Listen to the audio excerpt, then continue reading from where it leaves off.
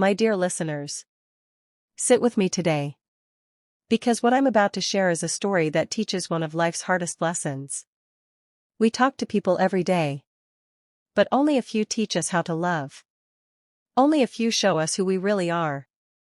This is the story of a woman named Emma Dawson, living in a quiet corner of Birmingham, UK.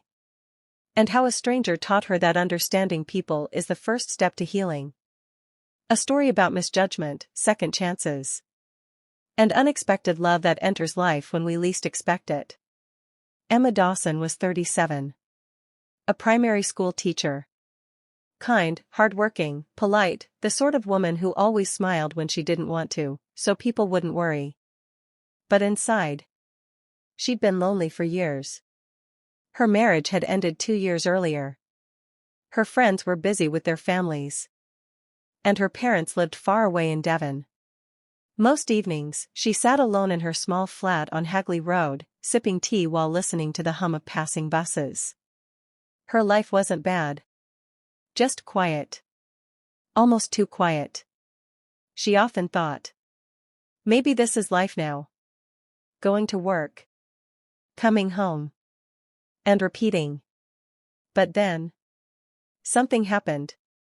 Something that changed everything. It was a chilly March morning. The kind where the sky is gray, but the air smells faintly of rain. Emma took her usual walk through Lightwood Park. This was her peaceful place. A bench facing the little pond, where ducks always waddled around like they owned the world. But today, someone was sitting on her bench. A man. Late 40s, maybe. Salt and pepper hair. A dark blue coat. He sat perfectly still, staring at the water as if it held answers only he could hear. Emma hesitated. She didn't want to disturb him. So she sat on the bench next to it. 5 minutes passed. Then 10. And then? You come here often, the man suddenly said. His voice was deep. Calm. Older, but steady. Emma was startled. Oh, yes. It's peaceful here. He smiled faintly. That's why I'm here too. And that was it.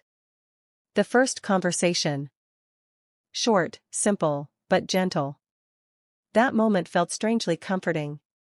The kind of comfort you feel when someone sees you without asking too many questions. A week passed. Emma returned to the park. And there he was again. Same bench. Same blue coat. Same quiet posture. He looked up as she approached. You're late today, he said softly. Emma laughed nervously. I didn't know we had a schedule. He smiled. Maybe we do now. His name was Daniel Ward. A former paramedic. He had stopped working after a personal tragedy, though he didn't say what it was yet. They talked for nearly an hour. About books. About childhood memories. About how people often talk but don't really listen. Daniel said something that stayed with her. Talking is easy, Emma. Loving is harder. But understanding. Understanding is the bridge between the two. She didn't fully get it. Not yet. But the softness in his words made her heart feel something it had forgotten, warmth. Over the next weeks, they kept meeting. Sometimes by accident. Sometimes intentionally. Daniel became the person she looked forward to seeing without admitting it to herself. He listened. Truly listened. Not like people who waited for their turn to speak. One evening, as they sat watching the sunset bleed across the pond, Daniel finally told her the truth. I left my job, he said quietly, because I couldn't save the one person I loved most. Emma's breath caught. His eyes glistened, not with tears, but with memories too heavy to carry. My wife, he whispered. A car accident. I was off duty. I reached the scene before the ambulance, but I was too late. Emma's heart cracked. She didn't know what to say. So she didn't say anything. She just held his hand. For the first time in years. He let someone From that day, their connection deepened. They didn't talk about romance. They didn't flirt. They didn't push anything. It was softer than that. A kind of love that grows in silence. In shared teacups. In slow walks. In the gentle take care as you part ways. Emma noticed something. Daniel always watched people carefully. Not suspiciously, thoughtfully. One day he explained. People tell you everything through the way they breathe, pause, or look away. If you understand people, you love better. You choose better. You live better. That was the moment she understood the theme of her own life. She had spent years talking. But she had forgotten how to listen. How to understand. How to love. One evening, Emma didn't show up at the park. For the first time.